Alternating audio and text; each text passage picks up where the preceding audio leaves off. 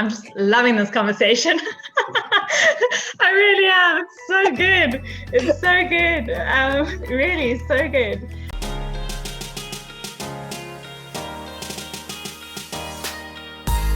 Joan, welcome. Do you have a drink with you?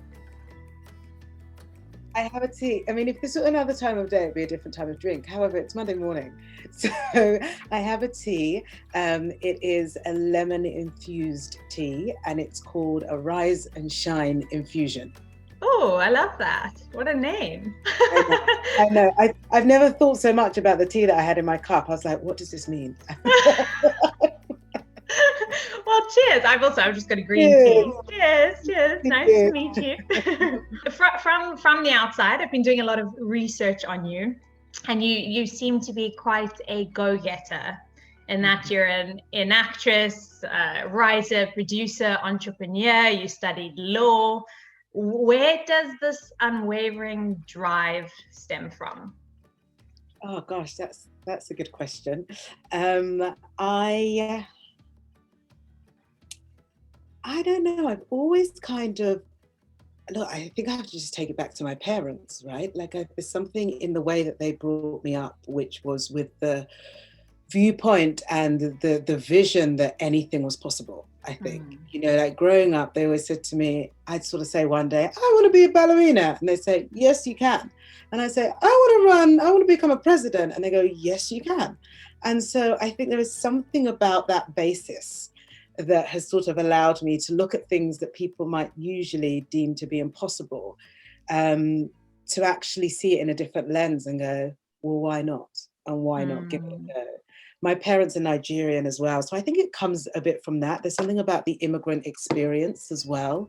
And there's particularly something around the British Nigerians that I sort of have contemporaries or that I admire, that have this work ethic that is so impressive. And in Nigeria, there's a thing about being a hustler because, there's a huge population. Everybody is trying to do something on top of whatever they already do.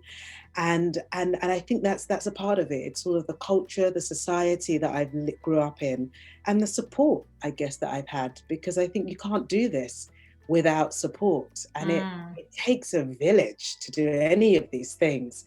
And I've got an amazing network of family and friends and mentors and champions. And I think that just encourages you when you're sort of going a bit left to sort of come back center and go, keep going, you can do it. So it's definitely not by myself. Yeah, 100%. I love that element of support, especially in this industry. You need it, you need people backing you and cheering you on. So that's awesome. Congratulations on Delapo Is Fine. What a fantastic film. You've had so much success already. I heard that it was initially taken from a short story and then you adapted it into a screenplay. So what was it about that initial story that made you want to adapt it in the first place? Yeah, it's interesting. So this was the first film that I've made. I always sort of go back when I think about it and go, I mean, I just said it out loud one day. I said, I think I'd like to make a short film. And at the time, I didn't know what it was born from. But actually, now that I look back, it was quite clear. It was about the processes that I was going through as an actress at that time, and certain ceilings or certain feedback that didn't feel like it was. It didn't feel like it was helpful feedback that they were offering. And I think lots of women and lots of Black women get to a stage where you realize quite quickly what the industry looks like for you, and particularly once you get to a certain age. And I'm still relatively young, and I was quite surprised by some of the conversations that were coming back. So I think inside me, I had something bubbling away to sort of go, there just has to be a better way. Like there has to be something that's more hopeful, and maybe my work as an artist needs to sort of diversify itself so that I don't feel blocked every time I try to move forward.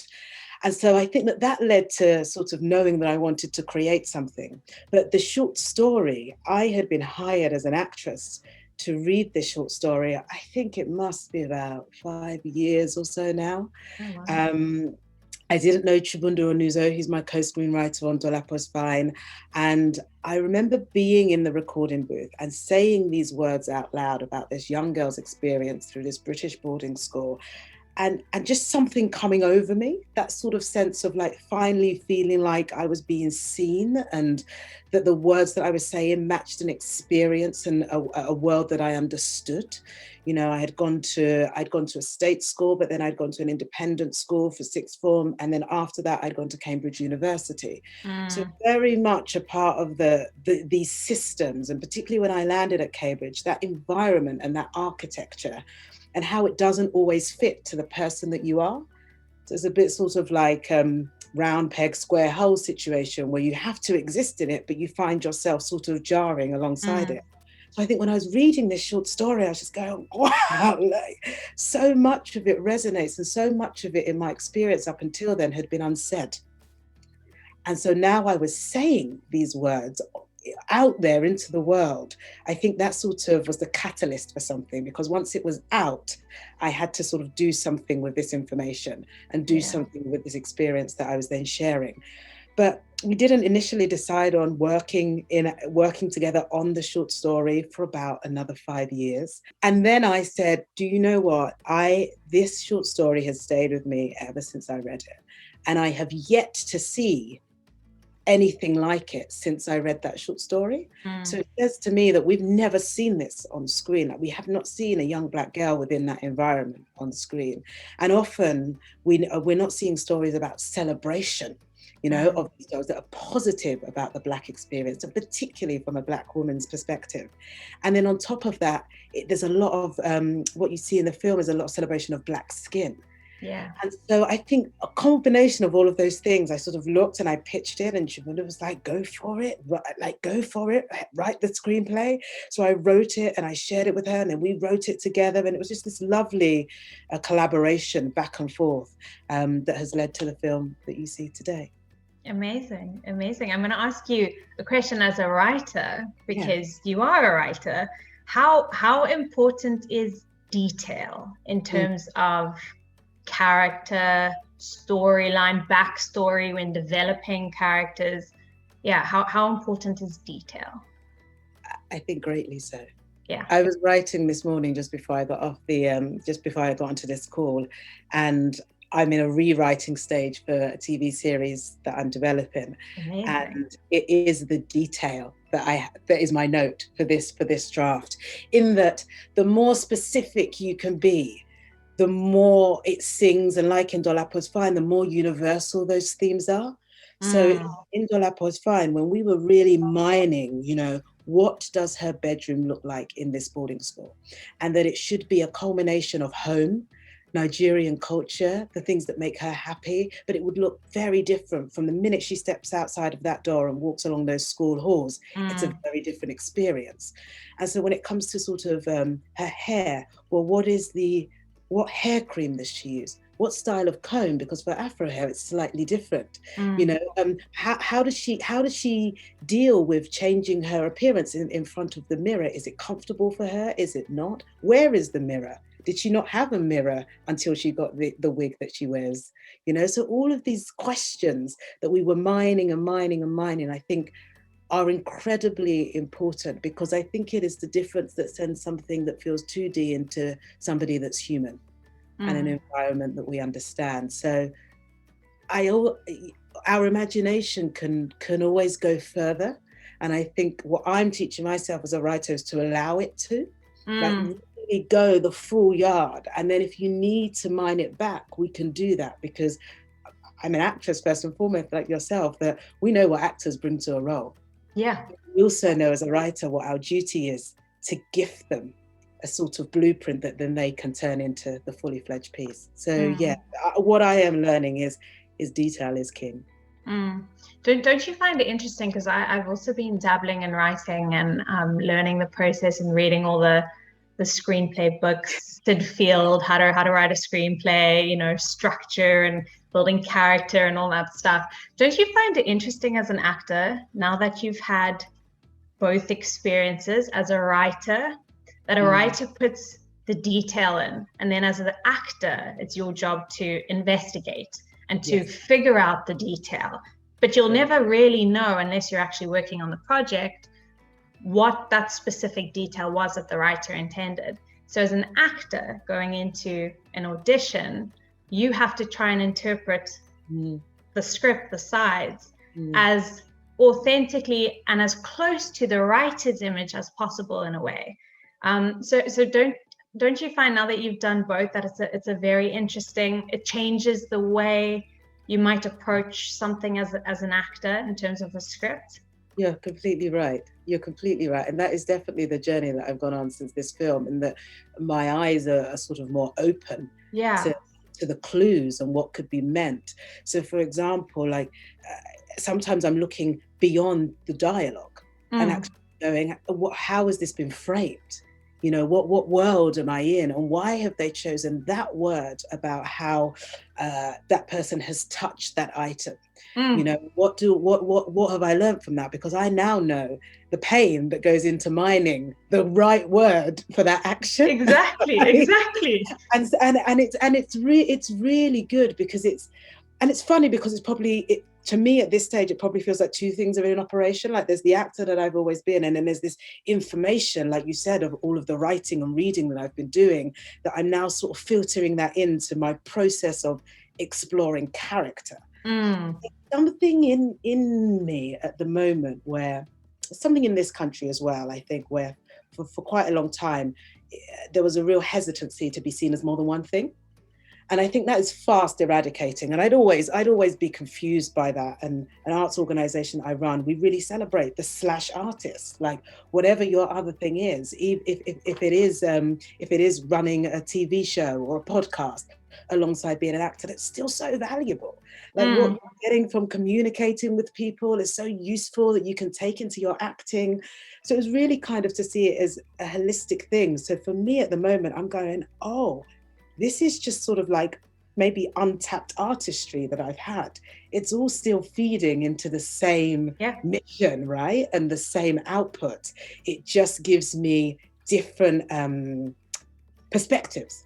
I look at it from different angles, and I find this part of it to be really interesting. I'm excited by the learning, and that it can feel new but still enhance the old as well. So yeah, I'd love to ask you a question on doing so many things. So how do you compartmentalize these different hats that you wear in terms of being an actor, writer, producer, entrepreneur, and, you know, a normal life? I can imagine you've probably got a social life and friends and family. How do you, I guess, give your best self to each of those things when you're doing so many things at once? Yeah, it's a trial and error, I will say. But it's a fantastic question, because first and foremost, you have to live your life, right? Yeah. You have to. And I think that particularly when we are beginning in the industry, and we haven't, you know, we don't have the experience, and we're just working so hard to just get people to sort of know who we are or what we're here to do. I definitely had moments where, and I still do, where I max out and then I die for a little bit. I come back and I race again. But then I feel that, again, it comes back to sort of support networks as well. So I had to be quite strict, because there were so many things going on. I had to sort of find a way of, and it doesn't work for everybody. Some people like to sort of have less structure.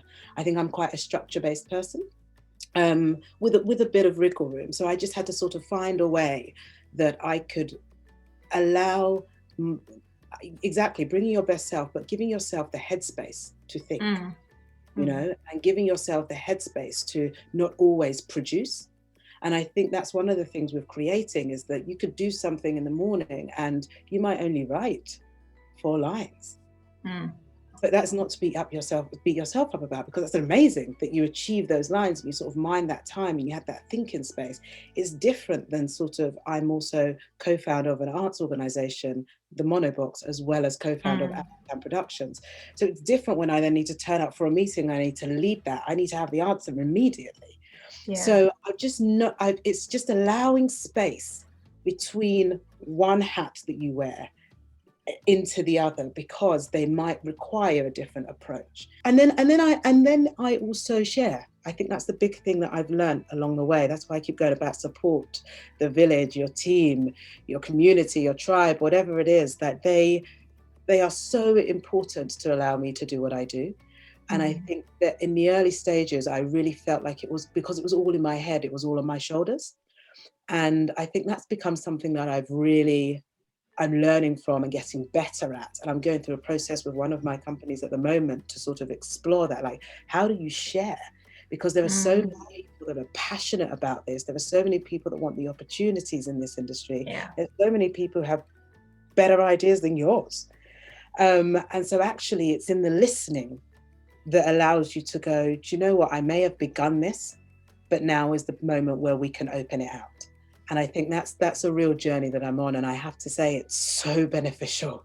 And I really learn a lot from it. And it takes an idea that I might have had and turns it into something that I couldn't possibly imagine. So I think it's knowing where you're sitting in this moment and what you want to achieve as an artist, but then also knowing who you want to collaborate with and how that can support and even take whatever you're making into another territory. And I think that is an exciting place to sit in. As a producer on Delapo Is Fine, what lessons did you learn, I guess, from a producing point of view that you will carry through to other projects? Yeah, great question. Great, these are wonderful questions. Thank you. Yeah, they are so much, and I'm producing something at the moment that we begin shooting next week on, and so you're really capturing it at the moment where I'm going, what did I learn? What did I learn? Who did I speak to last time, and who imparted wisdom? Again, speak to everybody. That you build a network, and what's amazing about producers, there are other producers, and we're all going through the same thing. We're all coming up against the same hurdles. So at the moment, it's still about COVID. You know, the amount of budget that you have to put aside, which you just wouldn't have, which you didn't get in your grant. But now you have to sort of siphon off to make sure that people have tests, that everything is COVID safe, that people are traveling in a safe environment. So the pressure, I guess, is on to make sure that your team are safe when we're going through the public health context that we are. And the only way that you can do that is by speaking to contemporaries. You know, a government have said one thing, and so then you need to sort of think about how this marries up with the practicalities of the work that you're making.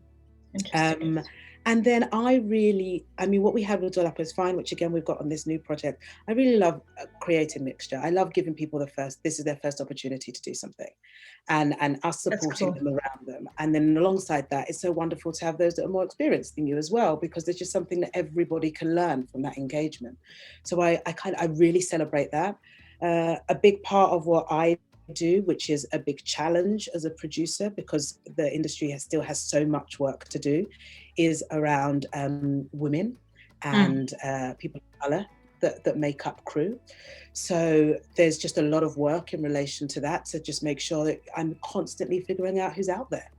Who is out there? These conversations when we were making Delapo Is Fine, that people told us there were only a handful of Black female directors in this country, sent me on a path where I just was like, I don't think so. So I had to search and search and search and have conversations. And I didn't even search, I didn't even have to search hard. I just had to look in places that were perhaps not the most obvious in terms of the usual traditional run of the pathways that people go through in the industry. And I created, I've got a mega spreadsheet, and I just follow what everybody's doing, whether it's something that's come to my attention because it's in the mainstream, or something that's come to my attention on social media, or somebody that's just recommended that I look into this artist. So for me, it's about, if we're really going to shift this industry, we've just got to know more about the artists that are out there. And as such, we need to sort of put our arms out and push the tentacles further to bring in the community in terms of what we need it to look like today. But ultimately, it comes to constantly, we're dealing with people here, and everybody has different needs. And for whatever project you come on, people are wanting to come on the project for, they need more experience, they're incredibly passionate about it, they want to work with another crew member, they love location, there's so many reasons. So as a producer, you really need to understand why each and every person is there and how you can best support them, so that you have a team that's operating, as opposed to one or two people whose voice might sound the loudest or who have the most experience. So for me, it's kind of like throwing old rule books that I've seen out of the window, but also finding a way to generate new ideas. Definitely. I guess I'm also interested from a producing point of view of being an actor again. Now you're a producer on Delapo Is Fine. You're also, performing in it. You're an actor in it as well. Were there any misconceptions that you had as an actor with regards to the casting process? When suddenly now you're the producer and you're having to cast for this film.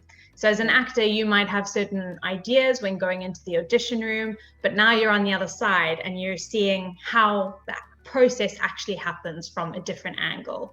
So what was that experience like? And were there any misconceptions that you had as an actor that changed?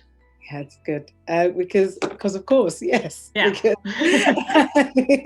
as an actor, and quite rightly, I just sent a self-tape off this morning to my agent. As an actor, you can't be thinking about anything else. You have to be solely thinking about your interpretation of this role and what gift you're offering for this project, in the hope that it aligns.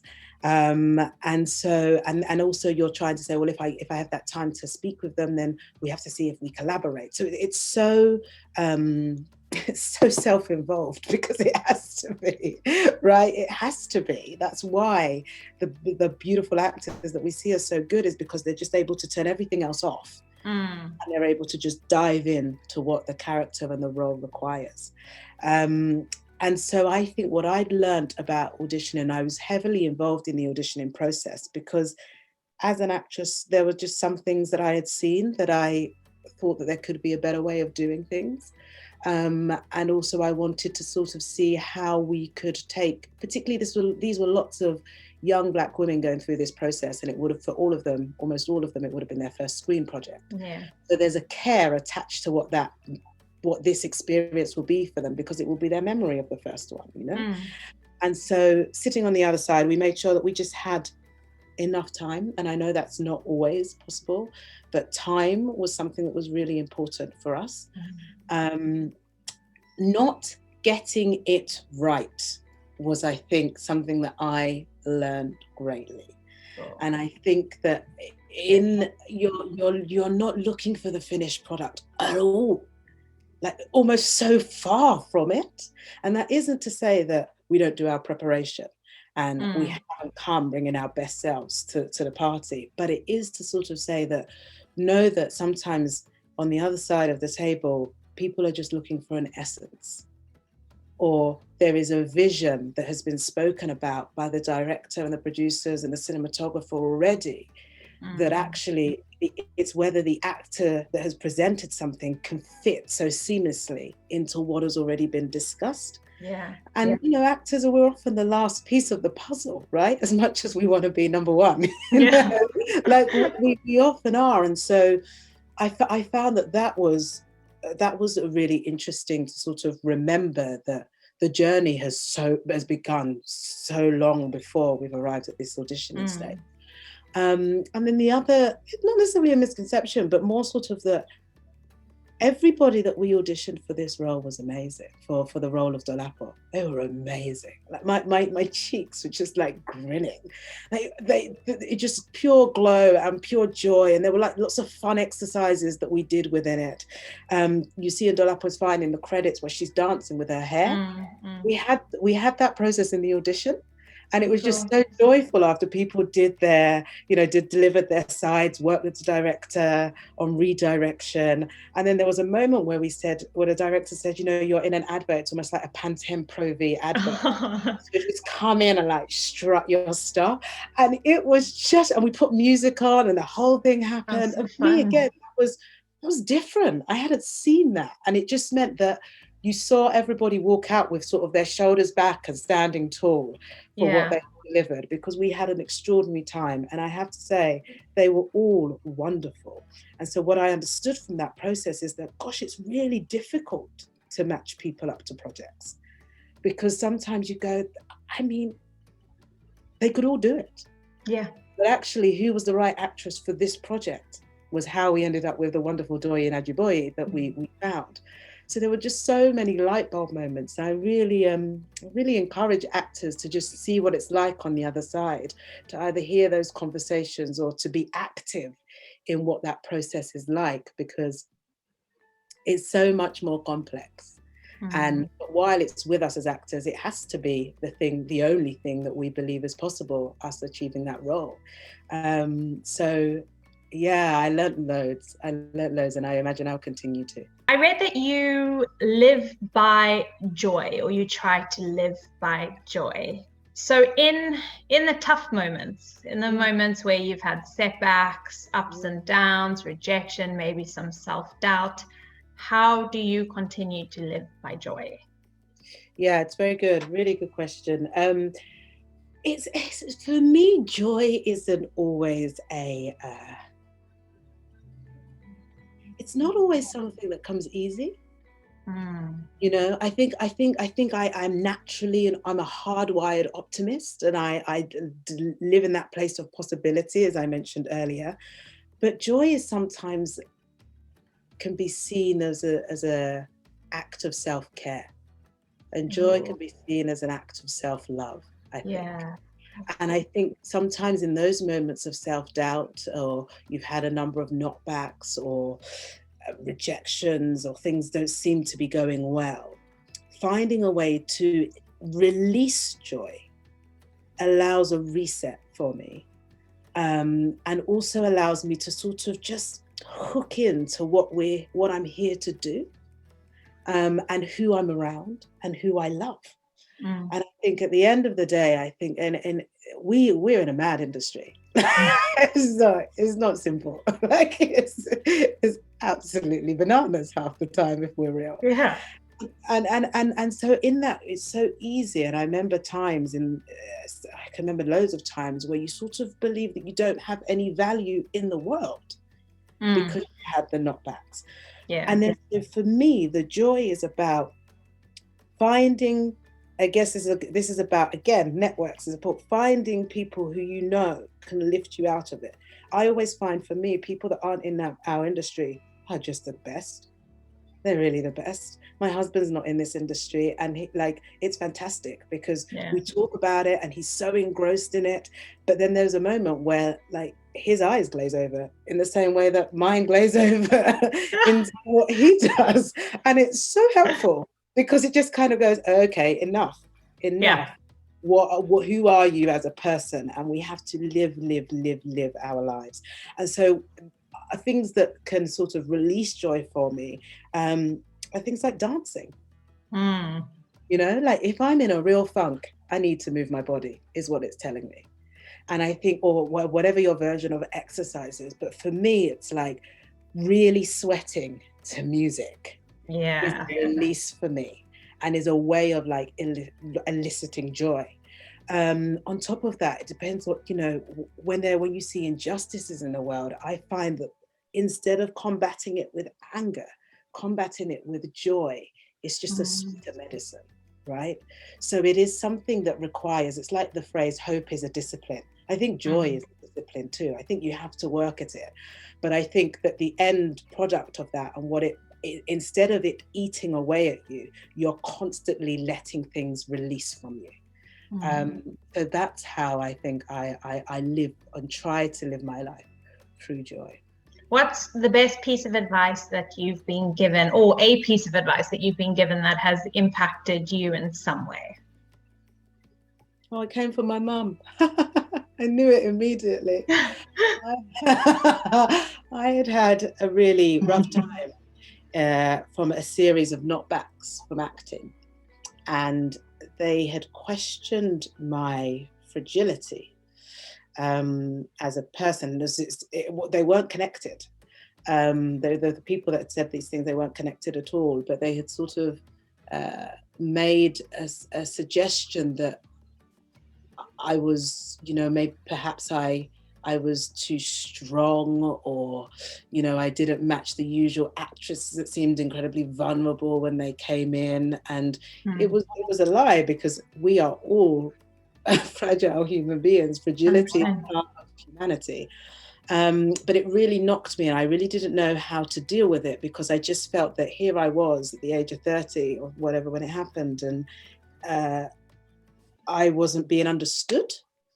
And all I want to do, I just care about the work that I'm making. But then if you're not being understood as a person, then where can you go with that?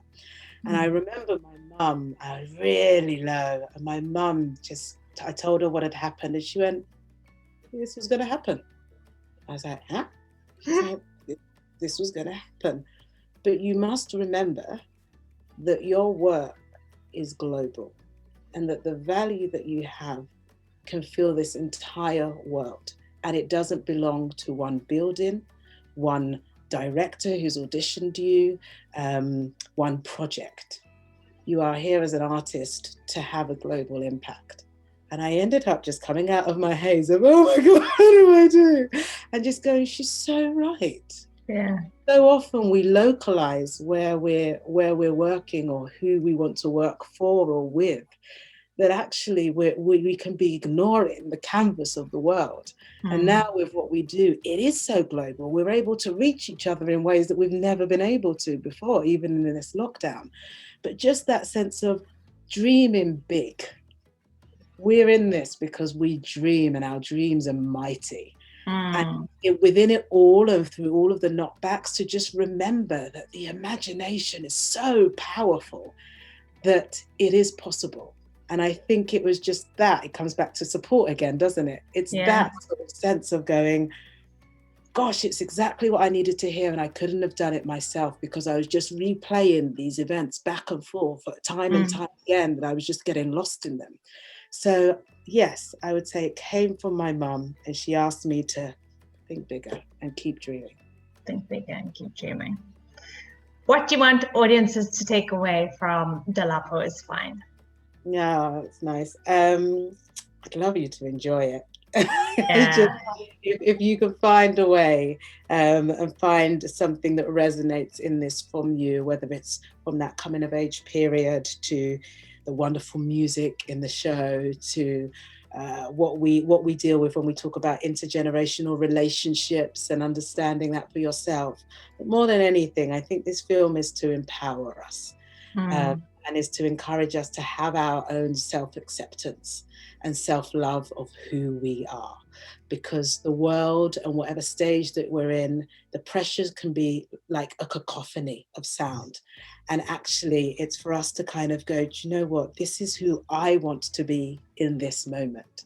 We can change. We can decide to be a different version of ourselves later on. But just finding that language and that conviction that you're enough. You're enough, in the way that Delapo goes on that journey for herself. We hope that it can bring a smile to people's faces and empower them in that way too. If you could break the ice, meaning have a drink with anyone past or present, who would it be and why? Oh gosh, it's a good question. First person that comes to my head is Ava DuVernay. Ava DuVernay, because I always kind of like to go, well, how can we make things better? How can we create the new? And I think when I look at the work that she's doing, I find it so inspiring. The work that she's doing for not only with Array, which was, looking at filmmakers in places that people weren't usually looking, but now she's just set up Array Crew, which is about women and people of color and showcasing roles for them within the industry, and just partnering up. Like no idea is small with Ava, and she speaks from such a place of authenticity, of knowing who she is and what she's come to do. And I think I'd just love to have a lovely cup of tea with her and just have a nice good old chat about just dreaming about the industry that we could create. I think finding people who just explode your thought process is a wonderful conversations to be had. So maybe we'd start with a lovely lemon infused tea, but then perhaps we would keep going and speak well into the night and have a glass of champagne. And I would absolutely love to toast all of the wonderful work that she's doing. Oh, that sounds like so much fun. So much fun. Joan, this was just so good. Thank you so much. I feel completely inspired. I feel so blessed. I've just been able to sit here over a cuppa and just pick your brain a bit. So thank you so much for being so open and just being willing to share. Just being willing to share. Yeah, I love that. Absolute pleasure. I've loved this interview. You asked wonderful questions and it was a thrill to meet you. Thank you so much. Hey guys, thank you so much for watching. If you want to see more inspirational videos just like this, then don't forget to subscribe, which you can do by clicking right over here. Also leave us a comment in the section below and tell us who you guys would like us to break the ice with next.